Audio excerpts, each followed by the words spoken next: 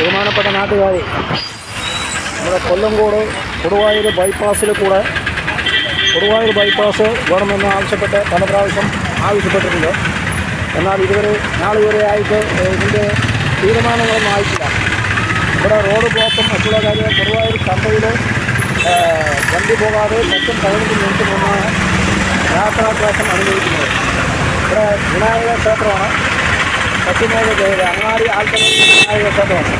ഇവിടെ കംപ്ലീറ്റും റോഡ് ബ്ലോക്കായിട്ട് ജനങ്ങൾക്ക് യാത്രാക്ലേശം അനുഭവിക്കുന്ന ഈ വേളയിൽ കഴിഞ്ഞ 10 വർഷം മുമ്പ് കെ ബാബു MLA ഇവിടെ കൊടുവായൂർ ബൈപ്പാസ്, കൊല്ലങ്കോട് ബൈപ്പാസ് എന്നിവ കൊണ്ടുവരുമെന്നാണ് പറഞ്ഞത്. എന്നാൽ നാളിതുവരെയായിട്ട് നെന്മാറ ബൈപ്പാസ് നാളിതുവരെയായിട്ട് ഫ്ലെക്സ് ബോർഡ് വെക്കുകയല്ലാതെ ഇവിടെ ജനങ്ങൾക്ക് ബുദ്ധിമുട്ടുന്ന യാത്രാക്ലേശം വളരെ ബുദ്ധിമുട്ടാണ്.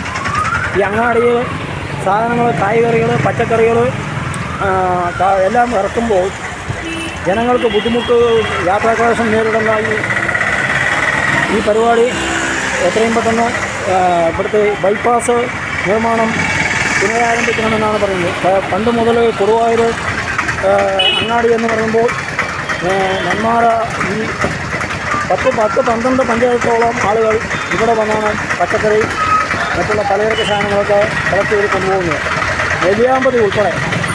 അപ്പോൾ ഇവിടെ വളരെ ബുദ്ധിമുട്ട് അനുഭവിക്കുന്ന ഒരു വേളയിൽ ഇവിടെ അടിയന്തരമായി ബൈപ്പാസ് നിർമ്മിച്ച് ജനങ്ങളുടെ യാത്രാക്ലേശം പരിഹരിക്കണമെന്നാണ് പറയുന്നത്.